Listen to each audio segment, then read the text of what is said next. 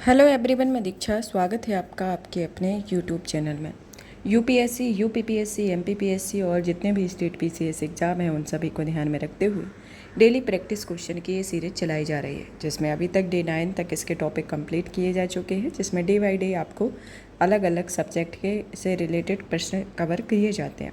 जिसमें आपका जो कल प्रश्न कवर किए गए वह इकोलॉजी एंड एनवायरनमेंट का रहा है डे 9 के अंतर्गत, और आज जो है आपका डे 10 के अंतर्गत साइंस एंड टेक्नोलॉजी से रिलेटेड जो टॉपिक हैं उसको कवर करेंगे।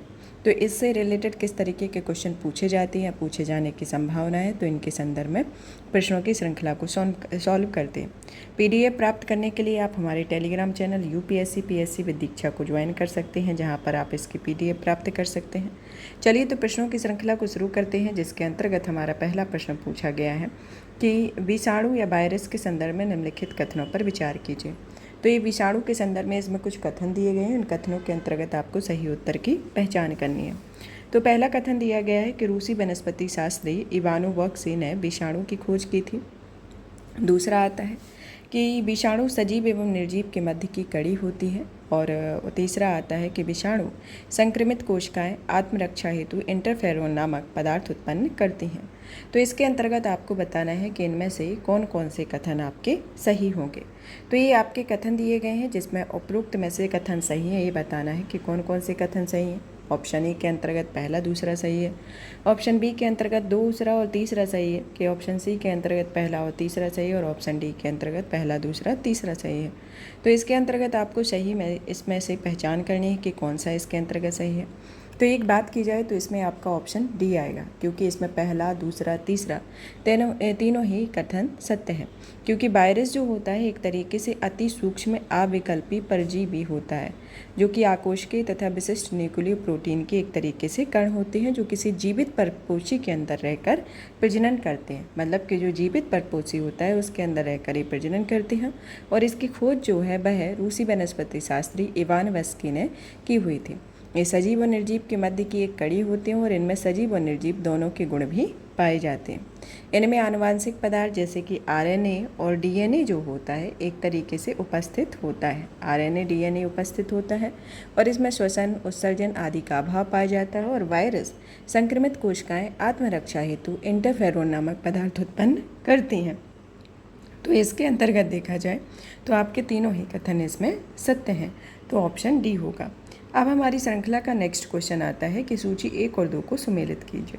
सूची 1 और 2 दी गई है, जिसके अंतर्गत आपको बताना है कि कौन सी सूची किससे सुमेलित है, इसके अंतर्गत आता है। सूची 1 के अंतर्गत आपकी जीव विज्ञान की शाखा दी गई हो, और इसमें सूची 2 में जनक के बारे में दिया गया, जिसमें पहला ऑप्शन दिया गया है, मतलब कि पहले के अंतर्गत आता है जीवाश्मिकी लियोनार्डो दा विंसी, प्रतिरक्षा विज्ञान एडवर्ड जेनर, और कोशिका विज्ञान रॉबर्ट हुक, और कवक विज्ञान माइकेली। तो इसके अंतर्गत आपको बताना है कि ये कौन सी एक दूसरे से सुमेलित है। तो एक तरीके से देखा जाए तो इसमें एक दूसरे से सुमेलित के संदर्भ में देखें तो ये जो जीवाश्मिकी है वह लियोनार्डो दा विंसी से रिलेटेड है, प्रतिरक्षा विज्ञान जो है वह एडवर्ड जेनर से रिलेटेड है, कोशिका विज्ञान रॉबर्ट हुक से, कवक विज्ञान माइकेली से संबंधित है। तो इस तरीके से ये तीनों एक दूसरे से सुमेलित हैं। तो इसके अंतर्गत आपका ऑप्शन ए होगा, जिसमें 1 2 3 4 आएगा। तो ये आपके तीनों ही एक दूसरे से सुमेलित होंगे, तो ऑप्शन ए आएगा। अब आता है हमारा नेक्स्ट क्वेश्चन, जिसमें पूछा गया है कि निम्नलिखित कथनों पर विचार कीजिए। पहला कथन दिया गया है कि माइटोकॉन्ड्रिया की खोज सर्वप्रथम कॉलिकर ने की थी। दूसरा कथन दिया गया है कि माइटोकॉन्ड्रिया बैक्टीरिया तथा नीले हरे शैवालों की कोशिकाओं को छोड़कर पौधों तथा जंतुओं की समस्त कोशिकाओं में पाया जाता है। तीसरा आता है कि माइटोकॉन्ड्रिया को कोशिका का पावर हाउस कहते हैं, क्योंकि यहाँ पर सभी खाद्य पदार्थों जिसमें कार्बोहाइड्रेट, वसा, प्रोटीन का ऑक्सीकरण होता है, जिसके फलस्वरूप ऊर्जा उत्पन्न होती है। तो इसके अंतर्गत आपको बताना है कि उपयुक्त कथन में से कौन कौन से कथन सत्य हैं। तो कौन से कथन सत्य हैं, तो इसमें देखा जाए तो आपका पहला भी सत्य है, दूसरा भी सत्य है, और तीसरा भी सत्य है कि माइटोकॉन्ड्रिया जो है एक तरीके से इसकी खोज आपकी कॉलिकर ने की हुई थी। और यूकैरियोटिक जो कोशिकाएं होती हैं वह कोशिका द्रव्य में अनेक सूक्ष्म गोलाकार जो छड़ या कण के आकार की संरचना पाई जाती है, जिन्हें माइटोकॉन्ड्रिया कहा जाता है। माइटोकॉन्ड्रिया किन्हें कहा जाता है?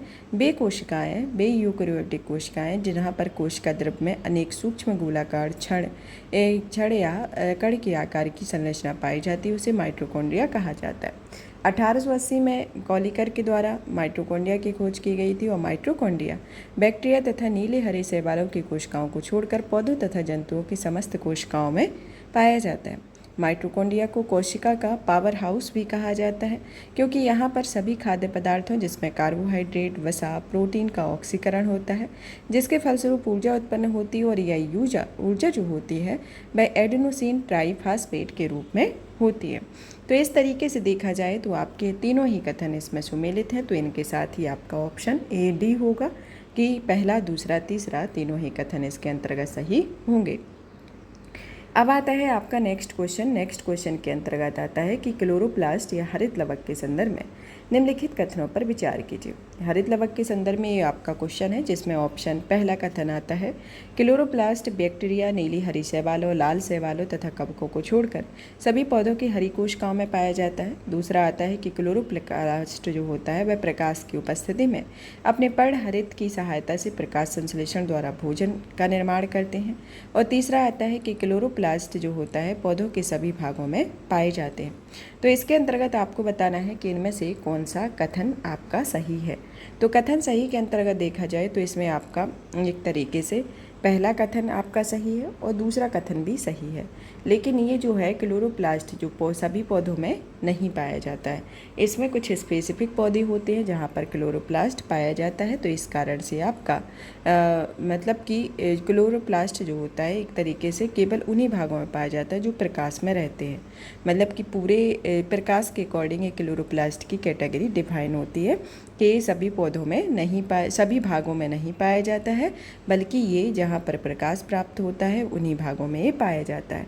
और एक क्लोरोप्लास्ट बैक्टीरिया, नीली हरी शैवाल, लाल शैवाल, कवकों को छोड़कर सभी पौधों की हरी कोशिकाओं में पाए जाते हैं। और क्लोरोप्लास्ट प्रकाश की उपस्थिति में अपने पर्णहरित सहायता से प्रकाश संश्लेषण द्वारा भोजन का निर्माण करते हैं। तो इस तरीके से पहला और दूसरा कथन आपका सत्य है और तीसरा इस कारण से सत्य नहीं है क्योंकि यह क्लोरोप्लास्ट वहाँ पाया जाता है जहाँ पर प्रकाश रहता है। तो इस कारण से ऑप्शन आपका डी से तीसरा नहीं होगा, तो ऑप्शन ए आपका उत्तर होगा। तीसरा कथन आपका सही नहीं होगा, तो इस कारण से ऑप्शन ए आएगा। अब नेक्स्ट क्वेश्चन आता है कि डीएनए और आरएनए में अंतर के संदर्भ में निम्नलिखित कथनों पर विचार कीजिए, जिसमें पहला आता है कि डीएनए में शर्करा डीऑक्सीराइबोज तथा आरएनए में शर्करा राइबोज होती है। दूसरा आता है कि डीएनए में बेस एडिनिन, ग्वानिन, थाइमिन और साइटोसिन होते हैं। आरएनए में थाइमिन की जगह यूरेसिल नामक बेस होता है। तीसरा आता है कि डीएनए तथा आरएनए दोनों मुख्यतः केंद्रक में पाए जाते हैं। तो निम्नलिखित कथन में से कौन सा कथन सही होगा, इसके अंतर्गत आपको बताना है। तो इसमें देखा जाए तो आपका पहला कथन जो है वह डीएनए में शर्करा डीऑक्सीराइबोज तथा आरएनए में शर्करा राइबोज होता है, वह कथन आपका सत्य है। दूसरा आता है कि डीएनए में base adenine, guanine, thymine, cytosine होते हैं और आरएनए में थाइमिन की जगह यूरेसिल नामक बेस होता है, इस कारण से दूसरा भी कथन सत्य है। और तीसरा कथन इस कारण से सत्य नहीं है क्योंकि डीएनए जो होता है मुख्यतः केंद्रक में पाया जाता है और आरएनए जो होता है एक तरीके से मुख्य रूप से साइटोप्लाज्म में पाया जाता है। तो इसमें डीएनए और आरएनए दोनों दिया गया है कि मुख्यतः केंद्रक में पाए जाते हैं, तो ये गलत है। तो ये जो मुख्यतः केंद्रक में आपका डीएनए पाया जाता है और आरएनए जो है वह साइटोप्लाज्म में पाया जाता है। तो इस कारण से आपका तीसरा कथन इसमें गलत हो जाता है और पहला और दूसरा कथन सही होने के साथ ऑप्शन ए सही हो जाता है, तो ऑप्शन ए होगा। अब आता है नेक्स्ट क्वेश्चन। नेक्स्ट में पूछा गया है सूची 1 और 2 को सुमेलित कीजिए और सूचियों का कूट के सही उत्तर के मतलब की पहचान करना है। सूची 1 और 2 के अंतर्गत आपको बताना है। सूची 1 दी गई है शरीर क्रियात्मक विक्रम, सूची 2 में कोशिकांग दिए गए हैं।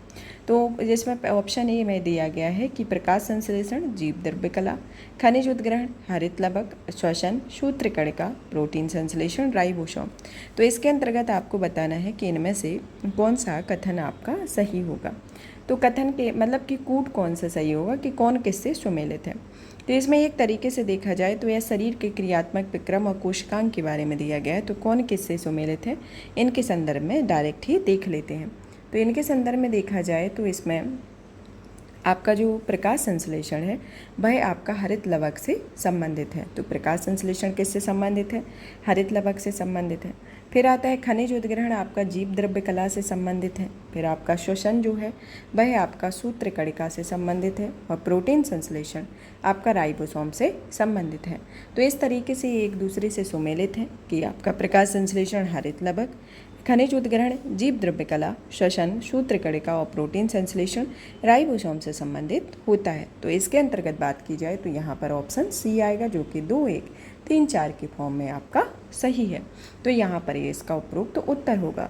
अब आता है हमारा नेक्स्ट क्वेश्चन, आपका 7 नंबर का क्वेश्चन आता है। आपका डेली बेसिस पे टॉप 10 क्वेश्चन को प्रोवाइड करना है। तो इसमें आपको डेली 10 क्वेश्चन दिए जाते हैं। तो इस श्रृंखला के अंतर्गत इस तरीके की प्रक्रिया चलाई जा रही है।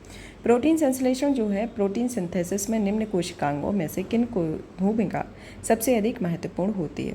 ऑप्शन ए आता है लाइसोसोम और सेंट्रोसोम। ऑप्शन बी आता है अंतराद्रव्यी प्रद्रव्यी जलिका और राइबोसोम। ऑप्शन सी आता है गोल्जी उपकरण और माइटोकॉन्ड्रिया। ऑप्शन डी आता है लाइसोसोम और माइटोकॉन्ड्रिया। तो इसके अंतर्गत आपको बताना है कि इनमें से कौन सा आपका उत्तर होगा, मतलब कि प्रोटीन संश्लेषण के कोशिकांगों में किसकी भूमिका सबसे अधिक होती है। तो इसके अंतर्गत देखा जाए तो आपका जो अंतराद्रव्यीय जालिका और राइबोसोम होता है, इसकी जो भूमिका है वह सबसे अधिक होती है। तो इसकी भूमिका सबसे अधिक होती है, तो ऑप्शन बी आएगा कि अंतराद्रव्यीय जालिका एवं राइबोसोम होता है। तो ऑप्शन बी इसके अंतर्गत उत्तर होगा।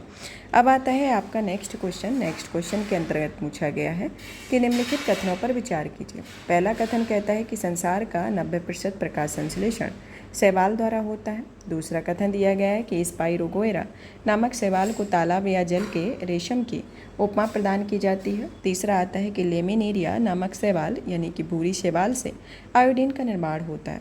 तो इसके अंतर्गत आपको बताना है कि इनमें से कौन सा कथन आपका सत्य है। तो इसके अंतर्गत देखा जाए तो आपका ऑप्शन दिए गए हैं, जिसमें कथन 1 और 2 सत्य है, 2 और 3, 1 और 3 और 1, 2, 3 के फॉर्म में सही है। तो इसके अंतर्गत एक तरीके से प्रक्रिया को देखें तो इसमें पहला कथन भी सत्य है आपका, दूसरा भी सत्य है और तीसरा भी सत्य है कि संसार का 90% प्रकाश संश्लेषण जो होता है वह शैवाल द्वारा होता है। स्पाइरोगोएरा नामक शैवाल को तालाब या जल के रेशम की उपमा दी जाती है। और लेमिनेरिया नामक शैवाल जो कि भूरी शैवाल में आयोडीन का निर्माण होता है। तो इस तरीके से देखा जाए तो ऑप्शन डी होगा, जिसमें पहला, दूसरा, तीसरा तीनों ही कथन सत्य हैं। अब आता है हमारा नेक्स्ट क्वेश्चन 9 नंबर का कि निम्नलिखित में से कौन जैव उर्वरक के रूप में प्रयुक्त होता है। तो जैव उर्वरक के संदर्भ में बताना है कि कौन सा प्रयुक्त होगा। पहला आता है एजोला, दूसरा आता है नील हरे शैवाल, तीसरा आता है अल्फा अल्फा, तो चौथा आता है नाइट्रोलिन। तो इसके अंतर्गत आपको बताना है कि नीचे दिए गए कूट में से कौन सा कूट का उत्तर सही होगा। तो ऑप्शन ए दिया गया है कि दूसरा और चौथा होगा। तो ऑप्शन बी दिया गया है पहला, दूसरा, चौथा होगा। ऑप्शन सी में आता है दूसरा, तीसरा, चौथा होगा। और ऑप्शन डी में आता है 1, 2, 3 होगा। तो इसके अंतर्गत आपको बताना है कि इनमें से कौन सा जैव उर्वरक के रूप में प्रयुक्त होता है। तो जैव उर्वरक के रूप में प्रयुक्त होने के संदर्भ में देखा जाए तो इसमें एजोला, नील हरे शैवाल, अल्फा अल्फा ये सभी जैव उर्वरक के रूप में प्रयुक्त होते हैं। तो इस कारण से ऑप्शन डी आएगा। अब आता है हमारा नेक्स्ट क्वेश्चन 10वें नंबर का, जो कि हमारी श्रृंखला का अंतिम क्वेश्चन होगा कि कथन कहता है कि कुछ जीवाणु अपना भोजन संश्लेषित कर सकते हैं। दूसरा कारण आता है कि इन जीवाणुओं में हरा पदार्थ जो हरित लवक कहलाता है पाया जाता है। तो कूट दिया गया है कि ऑप्शन ए के अंतर्गत कि ए और आर दोनों सही हैं, आर ए की सही व्याख्या करता है। ऑप्शन बी दिया गया है कि ए और आर दोनों सही है, आर ए की सही व्याख्या नहीं करता है। ऑप्शन सी आता है ए सही है परंतु आर गलत है। ऑप्शन डी आता है ए गलत है परंतु आर सही है। तो इसके अंतर्गत आपको बताना है कि इनमें से कौन सा उत्तर आपका सही होगा। तो एक तरीके से देखा जाए तो इसमें आपका पहला जो कथन है वह सत्य है, दूसरा जो कारण है वह गलत है। तो क्योंकि प्रकाश संश्लेषी जीवाणुओं में हरित लवक जैसी संरचना नहीं होती है और ये एक तरीके से एक लैमिनार रचना वाले अनेक डाइलेकाइड्स जीव द्रव्यों में बिखरे होते हैं। तो इस कारण से आपका जो मतलब कि कारण है वो गलत है और आपका कथन ही इसके अंतर्गत सही है। तो इस कारण से ऑप्शन सी आता है। यहाँ पर जो आपके आज डेली बेसिस के जो प्रश्नों की श्रृंखला है वह फिनिश होती है। नेक्स्ट क्लास में नेक्स्ट प्रश्नों की श्रृंखला के साथ मिलेंगे। तब तक आप इस सेशन को ज़्यादा से ज़्यादा शेयर करें, वीडियो को लाइक करें, चैनल को सब्सक्राइब करें और PDF प्राप्त करने के लिए आप हमारे Telegram channel UPSC PSC with Diksha को ज्वाइन करें, जहाँ पर आपको इसकी भी PDF प्राप्त होगी। साथ ही साथ हमारे द्वारा जो भी कोर्सेज कराए जाते हैं उन सभी की PDF आपको अवेलेबल हो जाएगी। धन्यवाद।